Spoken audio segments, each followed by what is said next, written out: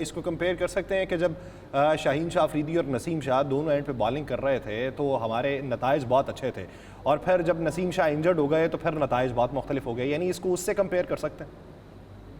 नहीं, आप देखें कि पाकिस्तान में, मुझे नहीं पता, ये कागजी पहलवान है, बॉलर जो है, इनकी हैरान कुन ये अनफिट होते हैं। ये आप देखें, कल फखर जमान गिरा तो अनफिट हो गया, उससे पहले ये साइम अयूब था, वो गिरा अनफिट हो गया, उससे पहले भी आप देख लें, ये जो रऊफ है ये भी गिरा था तो अनफिट हो गया था, काफी देर नहीं खेला। कप्तान जी, मुमकिन है कि बचपन में कभी ना गिरे हों तो इसलिए वो गिरते हैं शाह सवारी मैदान जंग में।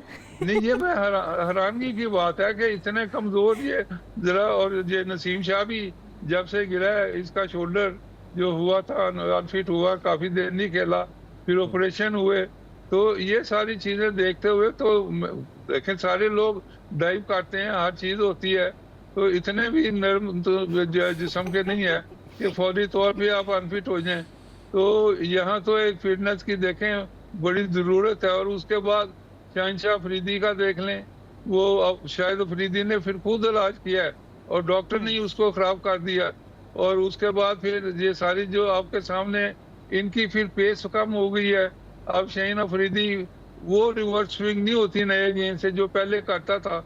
और कल एक मैं देख रहा था एक चैनल के ऊपर, आमर बता रहा था कि उसका हेड डाउन हो जाता है, शोल्डर ऊपर से। मैं इसकी चीजों से हैरान हो रहा हूँ कि इतनी देर से ये खेल रहा है और कोचिज कहाँ हैं।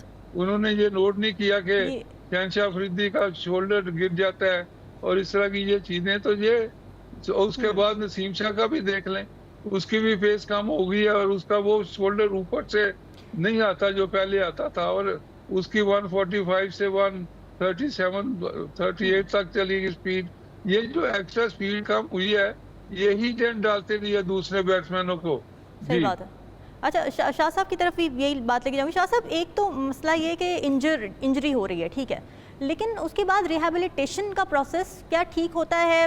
डाइट कंट्रोल करना, उसके अंदर फिटनेस के मसाइल, जिम ट्रेनिंग, हम देखते हैं इंटरनेशनल प्लेयर्स को भी जब इंजरीज होती हैं तो एक प्रोसेस के थ्रू लेकर आया जाता है उनको। पाकिस्तान में आप समझते हैं कि इस चीज़ का फुकदान है? अच्छा, ये बड़ी आपने इंटरेस्टिंग बात की, और इसका मैं अभी रिसेंटली मैं आपको एक बात बताऊं कि एक इंटरनेशनल ट्रेनर है लोचोविक, ये basically he is from USA. वो आजकल पाकिस्तान में आए हुए हैं और पाकिस्तान में ये टेनिस कॉम्प्लेक्स है, टेनिस फेडरेशन का एक टेनिस कॉम्प्लेक्स है इस्लामाबाद में, उसमें वो ट्रेनिंग करा रहे हैं। ये वो ट्रेनर हैं जिन्होंने टेनिस के टॉप 100 प्लेयर्स को गाय बगाए फिटनेस ट्रेनिंग उन्होंने कराई।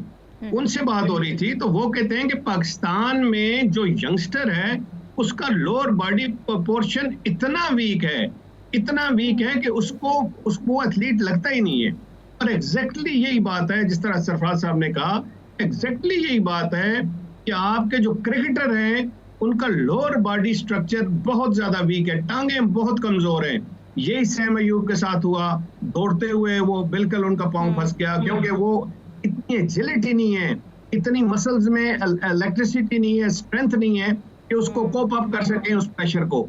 और एग्जैक्टली वही बात हुई फखर जमान के साथ, और यही बात तकरीबन ज्यादातर आपके बॉलर्स के साथ है जिनकी स्पीड भी ज्यादा नहीं हो रही, जिनकी स्पीड, अगर यंगस्टर होते हैं 18-19 साल के आते हैं तो पता लगता है कि इनकी स्पीड शायद अभी 140 पे करा रहे हैं, तो 2-3 साल में 150 पे कराएं, लेकिन वो 140 के बजाय वो 135 पे चले जाते हैं। ये हमारा फिटनेस का जो स्टैंडर्ड्स हैं और फिटनेस की जो एफर्ट्स हैं, और खासकर जो ये नेशनल इन्होंने सेंटर ऑफ एक्सीलेंस और इस तरह की एकेडमीज बनाई हुई हैं, सब कुछ बनाया हुआ है, लेकिन इसमें कोई, मैं कहता हूं कि प्रोफेशनल ट्रेनर नहीं है जो सही ट्रेनिंग